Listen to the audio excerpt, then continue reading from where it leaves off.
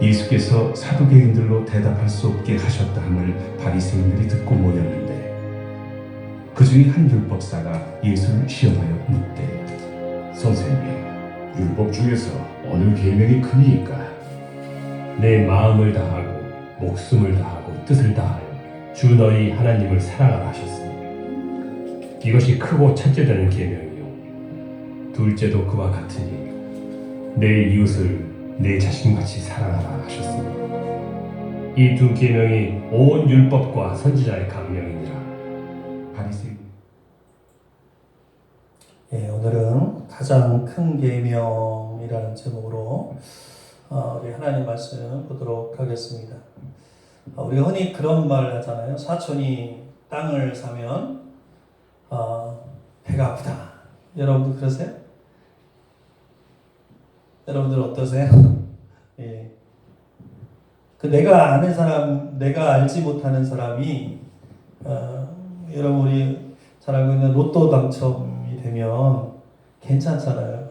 근데 내가 알고 있는 사람이, 가까운 사람이 로또 당첨되면 어떠세요? 배가 아픈 게 보통 사람의 그런 그 심리가 아닌가 그런 생각이 들어요. 그죠? 이 바리새인들과 사두개인들의 관계가 그런 관계예요. 가까운 것 같으면서도 적대자죠. 경쟁자라는 얘기예요. 이들은 그 자신들의 반대파가 잘 안 된다는 얘기를 들었을 때 좋은 소리라는 거예요. 그러니 여러분 우리가 이 바리새인들 같은 사두개인들 같은 그 신앙을 가졌다는 게 뭐냐면 우리가 여전히 믿음 생활을 하면서도 우리 마음속에 그런 마음이 있다면 그게 잘못된 신앙이라는 것입니다. 오늘 본문에도 보면 이 바리새인들은 사두개인들이 지난주에 우리가 말씀을 나눴을 때 예수님과 논쟁했잖아요. 어떤 거 가지고 논쟁했어요?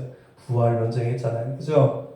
사두개인들은 부활이 없다라고 믿었잖아요. 근데 바리새인들은 믿었고. 근데 예수님은 부활이 있다는 것을 분명히 말씀해 주셨어요. 그래서 그 논쟁에서 사두개인들이 졌다는 얘기를 들었다는 거예요. 이 사두개인들이 그 바리새인들이 먼저 와서 예수님과 논쟁했을 때 졌다는 얘기를 들었을 때처럼 그 사두개인들이 졌다는 얘기를 들었을 때 그들은 기뻐하고 안심했을 거라는 거예요. 그 바리새인들도 그 이야기를 듣고 다시 안심하고 똑같은 감정을 느꼈을 것이라는 것입니다. 바리새인들은 아마 이 이야기를 듣고 마음이 안심이 왔을 거고 우리가 사두개인보다 처지는 그런 그 조직이 아니다 그렇게 생각해서 또 일부는 그 자리에서 그 현장에서 사두개인들과 이 예수님과 논쟁하는 모습을 아마도 봤을 것입니다. 근데 그 자리에서 사두개인들은 어떻게 했어요? 그 논쟁에서 지고 아무 말도 못하고 물러났죠? 지난주 기억하시죠? 그래서 이번에는 바리새인들이 다시 나섭니다. 다시 나서서 예수님을 올무에 빠지게 하려고 다시 예수님께 접근을 해요. 그들은 마치 그 총회로 모이는 것처럼 무리를 지어서 이번에는 옵니다. 그리고 와서 질문하는 거예요. 오늘 우리가 읽은 본문이에요. 그 질문의 내용이 뭐예요? 자, 우리 34절부터 36절 말씀이에요. 한번 읽어보겠습니다. 시작. 예수께서 사두개인들로 대답할 수 없게 하셨다함을 바리새인들이 듣고 모였는데 그 중에 한 율법사가 예수를 시험하여 묻되 선생님 율법 중에서 어느 계명이 크니까? 여러분 이 바리새인들이 오전에 와서 질문했던 것은 세금 문제였어요. 그죠? 가이사의 세금 문제. 거기서 그들은 그 세금 문제를 통해서 짜내서 예수님을 올무에 빠지려고 했지만 실패했단 말이에요. 그런데 다시 그 바닥난 그런 전략이었지만 다시 짜내서 다시 온 거예요. 예수님을 어떻게 하려고? 올무에 빠지게 하려고. 예수님을 그들의 게임에 빠지게 하려고 온 거예요. 다시 집요하게 물고 늘어지려고 온 거라는 거예요. 그런 걸 보면 그들의 그 예수님에 대한 그 저기가 얼마나 이게 심한지 알 수 있어요. 깊은 걸 알 수 있어요. 여러분 그들의 질문이 뭐였다는 거예요? 오늘 이 말씀에 보니까 율법 중에 어느 계명이 크니까 이렇게 질문했어요. 여러분 여기서 크다라는 말 우리가 좀 생각해 봐야 되는데 크다라는 말은 히브리어로 메갈레라는 말입니다. 그게 무슨 얘기냐면 이 무슨 뜻이냐면 크다라는 말에는 제일 중요한 이런 뜻이에요. 그러니까 이들의 질문이 뭐예요? 율법 중에서 제일 중요한 게 뭡니까? 이런 거예요. 왜 유대인들은 그 크다, 작다라고 하는 어떤 중요하거나 그런 것들을 사소한 법들로 구별했는데 그들은 왜 그런 것들을 구별했냐면 그들의 철두철미한 율법을 지키고자 하는 그런 정신 때문에 그랬다는 거예요. 그래서 유대인 랍비들은 율법이 뭐예요? 십계명 아니에요? 그 십계명을 몇 개로 나눴어요? 613가지로 나눴어요. 이 율법이 하나님이 정하신 그 율법이 613가지나 된다라고 나눴다라는 거예요. 근데 그 중에서 어떻게 나눴냐면 248가지는 더 중요하고 여기 248가지가 사람의 신체를 나누면 248가지예요. 재밌죠? 이게 중요하다라는 거예요. 그리고 나머지 365개가 있어요. 365개는 뭐예요? 1년의 날수 아니에요? 그건 좀 덜 중요하다는 거예요. 근데 이렇게 적극적인 개념과 소극적인 개념으로 율법을 나눴어요. 근데 그들은 다 중요하다고 생각했죠? 그런데 그 중에서도 중요한 것이 있고 덜 중요한 것이 있다고 생각했어요. 그러나 전체적인 것은 바리새인들은 율법은 중요하다고 생각하는 거예요. 그래서 만약에 예수님이 대답하는데 613개 중에 그 계명 중에서 어느 한두 계명만 중요하고 나머지 계명은 중요하지 않다라고 말한다면 그들의 개념에서 어긋나기 때문에 예수님의 답변에 대한 그 고토리로 잡고 예수님을 올무에 빠지게 할 수 있기 때문에 이렇게 질문을 했다. 여러분 이해하세요? 그 질문의 내용의 그 요지는 뭐였냐면 그런 거라는 거예요. 그러니까 하나님 말씀이 정말 궁금해서 질문한 게 아니라는 거예요. 그죠? 간혹 제가 어떤 세미나 같은 데서 이렇게 세미나 같은 거 듣다 보면은 마지막에 이제 강사가 질문하라고 해요. 그럼 어떤 사람들 보면은 질문을 해요. 근데 그 질문을 하는 거 보면 정말 알고 싶어서 하는 질문이 아니라 좀 자기를 드러내려고 하는 질문들이 있어요. 네? 그런 걸 보거든요.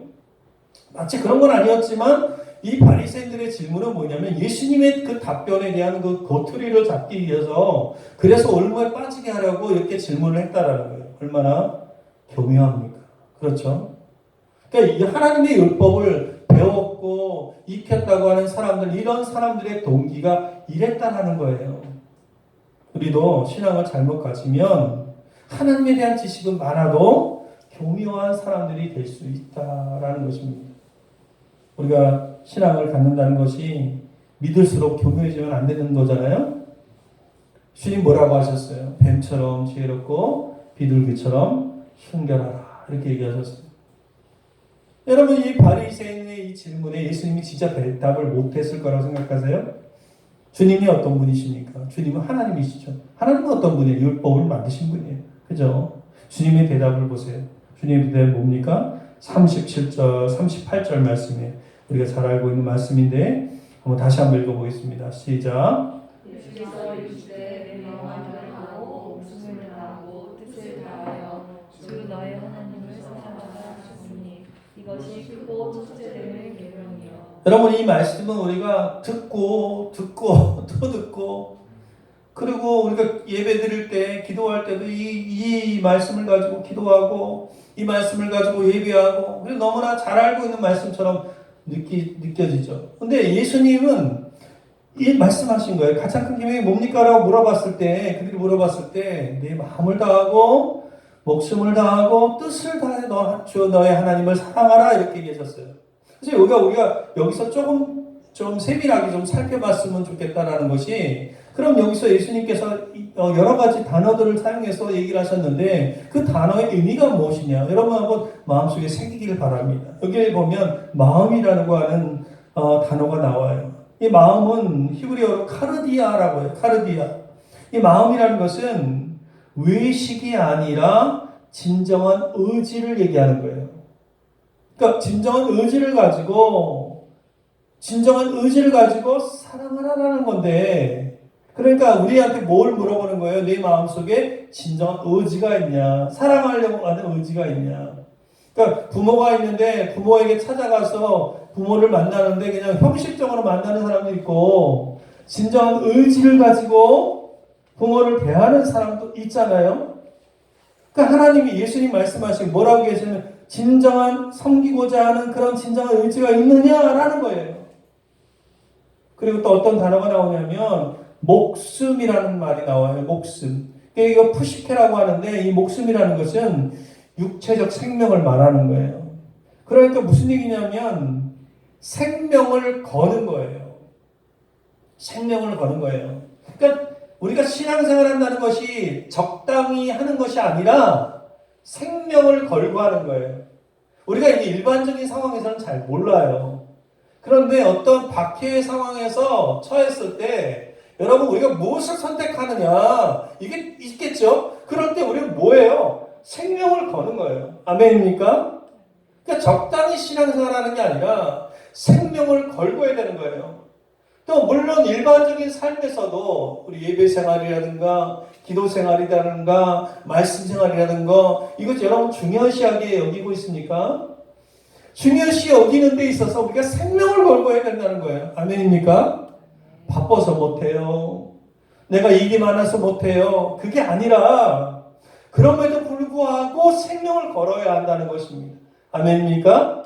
존 웨슬레라고 하는 신학자이며 목회자가 그런 얘기를 했어요. 무슨 얘기를 하냐면, 우리 루터가 얘기했군요. 존 웨슬레가 아니라. 루터가 나는 바빠서 하루에 5시간 기도한다. 아멘입니까? 우리가 생명을 걸고 신앙생활하기를 바랍니다. 그것이 하나님을 사랑하는 거예요. 그리고 여기 보니까 또 어떤 단어가 나오냐면 뜻을 다하여 이런 말이 나와요. 여러분, 여기서 뜻은 지적인 능력을 얘기하는 거예요. 지적인 능력. 그러니까 맹목적으로 믿는 것이 아니라 하나님을 사랑할 때 분명한 이해와 통찰력을 가지고 믿으라는 거예요. 믿습니까?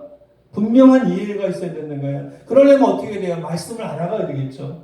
내가 말씀도 모르면서 남들이 다 가니까 남들 믿으니까 믿는 게 아니라는 거예요.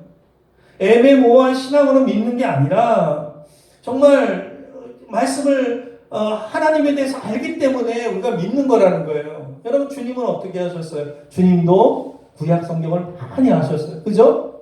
30세가 될 때까지 주님은 깊이 구약 성경을 연구하셨어요. 그래서 예수님께서 이 바리새인들과 또 사두개인들과 또 회당에서 말씀하실 때, 논쟁하실 때 보면은 예수님의 말씀에는 그 구약 성경을 정말 깊이 알고 있다는 걸 알고 있죠. 하나님에 대해서 알고 있다는 걸 우리가 배울 수 있어요. 그렇기 때문에 우리가 뜻이라고 하는 것은, 뜻을 다한다는 것은 하나님의 뜻을 알기 위해서 지적 능력을 가지고 하나님을 알아간다는 것을 의미한다는 것입니다. 그리고 여기에 보면 다하여 이런 말이 있죠. 계속 여기 보면 내 마음을 다하고 목숨을 다하고 뜻을 다하여, 다라는 말이 나와요. 이 다하라는 말은 엔홀레라는 말인데 무슨 얘기냐면 존재의 전 기능을 다해서, 그러니까 다시 말하면 내 전생에서 하나님을 사랑하라는 거예요. 예수님 이렇게 말씀하셨어요. 그리고 사랑하라고 말씀하셨죠. 이 사랑하라는 필레오가 아니라 정말 내가 이해하지 못해도 자기 정말 이해를 초월한 그런 그 모든 이해를 초월한 순수한 그 사랑, 무조건적인 그 사랑, 이 사랑으로 하나님을 사랑하라는 거예요. 여러분, 이게 쉬운 게 아니라는 거예요. 그래서 마음을 다하고 목숨을 다하고 뜻을 다하여 주 너의 하나님을 사랑하라는데 여러분, 이게 쉬워 어려워요? 쉬운 게 아닌 거예요. 사실은 쉬운 게 아니라는 거예요. 여러분, 이게 이런 사랑이, 만약에 우리 여기서 사랑을 얘기했는데 이 필레오가 아니라 정말 그 순수한 사랑을 이야기했는데 그 사랑이 우리한테 있어요? 있나요? 없죠. 없습니다. 그래서 이 사랑을 하려면 우리한테 뭐가 필요한 거예요? 근데 우리한테 할 수 있기 때문에 사랑하라고 예수님 말씀하신 거죠. 근데 우리가 이 사랑하려면 뭐가 필요한 거예요? 우리가 말씀 하나만 좀 찾아봤으면 좋겠습니다. 요한일서 4장 10절 말씀이에요. 우리 한번 이 말씀 한번 읽기 원합니다. 시작. 사랑은 여기 있으니 우리가 하나님을 사랑한 것이 아니요 하나님이 우리를 사랑하사 우리 죄를 속하기 위하여 화목들로 그 아들을 보내셨습니다. 그러니까 무슨 얘기냐면 예수님이 말씀하신 이 사랑을 하려면 이 근원적인 그 하나님의 근원적인 사랑이 절대적으로 내 안에 있지 않고서는 이 사랑을 할 수 없다라는 거예요. 여러분 믿으십니까? 그러니까 바리새인들은 지금 율법에 대해서 묻는데 지금 예수님은 무슨 얘기를 하는 거냐면 이 복음과 율법이 상반되는 게 아니다라고 말씀하시는 거예요. 그러니까 이 사랑의 온전한 모습은 누구에게만 발견할 수 있는 거예요? 바로 하나님이신 예수님에게만 발견할 수 있어요. 그러니까 하나님을 사랑하려면 그 예수님을 알아야 할 수 있는 거예요. 말씀 하나만 더 찾아볼게요. 요한복음 13장 34절 말씀입니다. 우리 같이 읽겠습니다. 시작. 새 계명을 너희에게 주노니 서로 사랑하라. 내가 너희를 사랑한 것 같이 너희도 서로 사랑하라. 예수님이 뭐라고 했어요? 새 계명을 줬대요. 그러니까 무슨 얘기냐면 우리가 먼저 예수님의 사랑을 풍족하게 누려야 예수님의 사랑을 깨달아야 그 사랑의 능력으로 하나님을 알고 그 하나님을 사랑할 수 있고 율법을 지킬 수가 있다는 거예요. 그래서 그 율법을 지키는 그 상태가 정말 우리 고린도전서 13장에 보면 사랑에 대해서 나오잖아요. 그 정도까지 나아가는 거예요. 사랑이 뭐라 그랬어요? 사랑은 오래 참고, 사랑은 온유하며, 사랑은 시기하지 아니하며, 사랑은 자랑하지 아니하며, 교만하지 아니하며, 이런 말씀이 있는데 이 말씀의 상태까지 나아갈 수 있는 것은 내 힘으로 되는 게 아니라 뭐예요? 하나님의 사랑으로 가능하다는 거예요. 그러니까 하나님은 어떻게 사랑하라는 거예요? 이 말씀을 요 첫 번째 말씀을 요약하면 이런 거예요. 너희가 하나님을 사랑하되 가짜가 아니고 진짜로 섬기는 의지를 가지고 목숨을 걸고 하나님에 대한 분명한 이해와 통찰력으로 자기 이해를 초월한 순수하고 무조건적인 사랑으로 사랑하라는 거예요. 제가 설교 준비하면서 이거를 이렇게 만들어 봤는데 여러분 잠깐 사랑하다 마는 것이 아니라 우리의 전생에서 사랑하라는 것입니다. 여러분 이 말씀에 응해서 그런 삶을 살아서 하나님을 모두 사랑하는 성도님들 다 되기를 주님의 이름으로 축원합니다. 이게 첫 번째 계명이에요. 그리고 이어서 말씀하셨어요. 둘째도 하면서 말씀하셨어요. 이 말씀도 잘 알고 있죠? 다시 한번 읽어보겠습니다. 시작. 둘째도 그와 같으니 내 이웃을 내 자신같이 사랑하라 하셨으니 이 계명이 온 율법과 선지자의 강령이니라. 여기서 주님 말씀하시기를 둘째도 그와 같다라고 얘기했어요. 그러니까 첫 번째와 같다라는 거예요. 그러니까 첫 번째 계명과 같이 큰 계명인데 예수님은 무슨 얘기를 하시는 거냐면 첫 번째 계명과 둘째 계명이 같은 것이다 이렇게 말씀하시는 거예요. 그러니까 여기서 두 번째 계명은 이웃 사랑을 얘기하는 것인데 하나님 사랑과 이웃 사랑이 하나의 계명이다라는 거예요. 그러니까 무슨 얘기냐면 이건 바리새인들의 견해와 다른 거예요. 바리새인들은 어떻게 했어요? 그들은 하나님에 대한 의무를 다하고 율법을 다 지키면 그런 어떤 것은 이웃에 대한 의무라든가 부모를 돌보는 거 이런 거 정도는 하지 않아도 된다고 생각했어요. 실제로. 더욱이 여러분 우리가 잘 알고 있는 것처럼 이들은 어땠어요? 누구를 미워했어요? 자기가 생각하기에 적수라고 생각하는 사람들 미워했어요. 미워해도 된다. 신천지랑 비슷한 것 같아요. 그죠? 네. 신천지랑 비슷한 것 같아요. 네. 율법을 지키면 된다라는 거예요. 조건적인 사랑이었죠. 조건적인 사랑을 추구했습니다. 죄인들을 미워했습니다. 그래서 사두개인도 미워했고 자기의 적수였던 예수님도 미워했고 이게 옳지 않습니다. 그렇죠? 성경은 우리에게 어떻게 말하고 있습니까?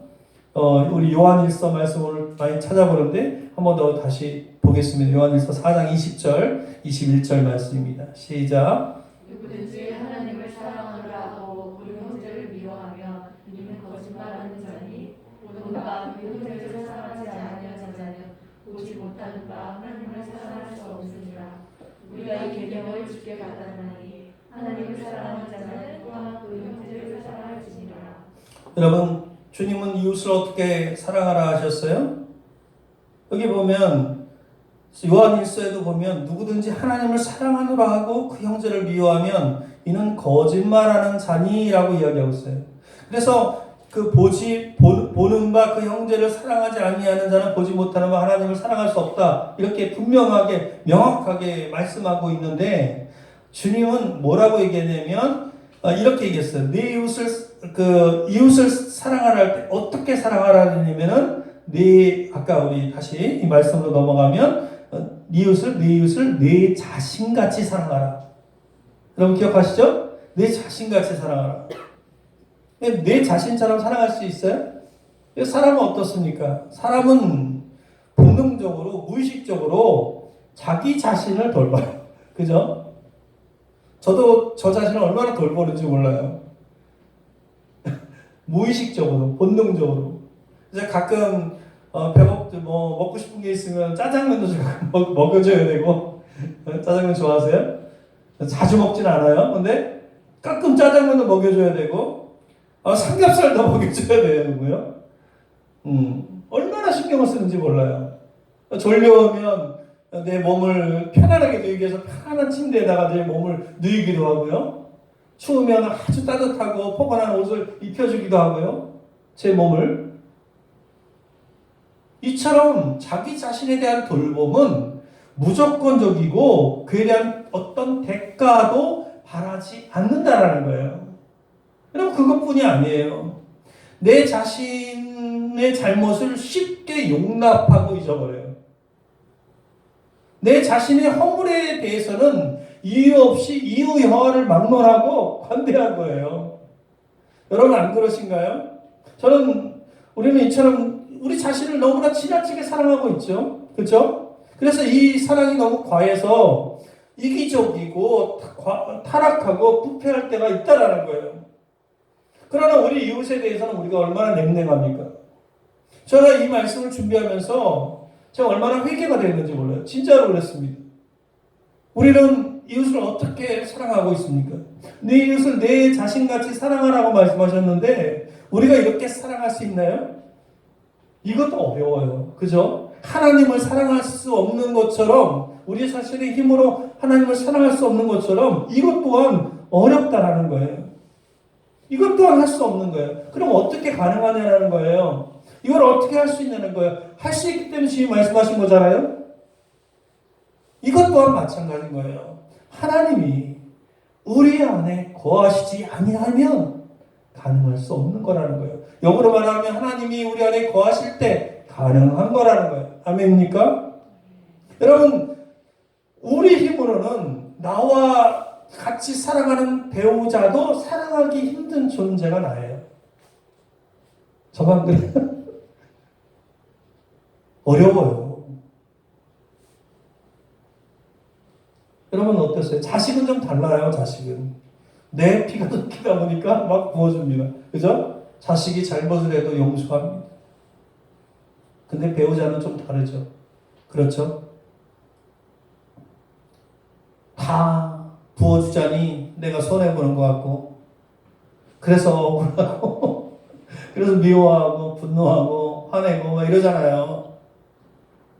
근데 가족도 그런데 이웃을 사랑할 수 있다고요? 없습니다. 그죠? 없어요.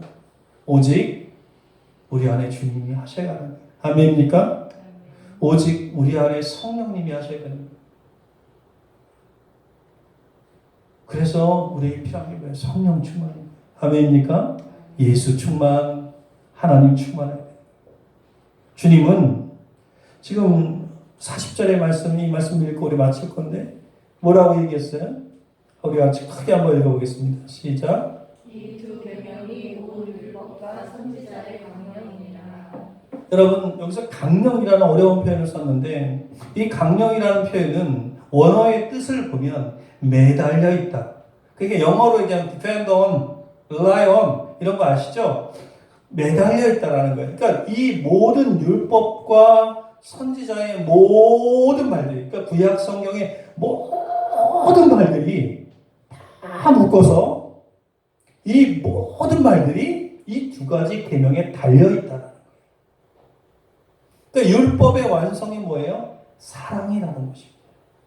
그러니까 하나님으로부터 시작한 사랑은 반드시 이웃 사랑으로까지 가야 되는 거예요. 아멘입니까? 예수 믿는 사람들이 하나님 사랑한다고 하면서 종교의식을 하고 종교행위를 하지만 이웃을 정말 사랑하지 못하고 내 것만 챙기려고 하고 내 인생만을 위해서 이웃들을 희생하게 하거나 이런다면 안 된다라는 거예요. 아멘입니까? 그러니까 우리가 이 두 가지 계명만 정말 제대로 실천한다면 이 바리새인들이 얘기하는 613가지의 계명은 다 성취되는 거예요. 아멘입니까? 여러분 이웃을 사랑하는 것이 정말 중요한데 왜 많은 믿는 사람들에게는 이웃 사랑하지 않는 모습이 나타나는 것입니까? 그것은 하나님을 제대로 사랑하지 않기 때문입니다. 그 안에 하나님이 없기 때문입니다. 여러분 하나님을 사랑한다는 것이 무엇인지 모르기 때문인 것이에요. 말씀의 결론을 드립니다. 사랑하는 성도 여러분, 우리가 이웃을 사랑하고 있지 못하고 있다면 내 옆에 있는 지체 또한 용서할 수 없다면 우리는 바리새인들처럼 예수님을 그리고 하나님을 제대로 알지 못할 수 있다는 것입니다. 하나님을 안다면 하나님을 사랑하게 되고 하나님을 사랑하는 이는 이웃을 사랑하지 않을 수가 없게 되는 것입니다. 사랑하는 성도 여러분, 지금 하나님을 사랑하십니까? 섬기는 의지를 가지고 목숨을 걸고 하나님에 대한 분명한 이해와 통찰력으로 자기 이해를 초월한 순수하고 무조건적인 사랑으로 사랑하는 하나님을 온 생애를 다해 사랑하는 성도들 되기를 주님의 이름으로 간절히 축원드립니다. 이 시간 우리 잠깐 결단하면서 하나님 온전히 사랑할 수 있게 주님 인도하여 주옵소서. 하나님 이웃을 온전히 사랑할 수 있게 하여 주옵소서. 우리 잠깐 결단하며 기도하겠습니다. 기도합니다.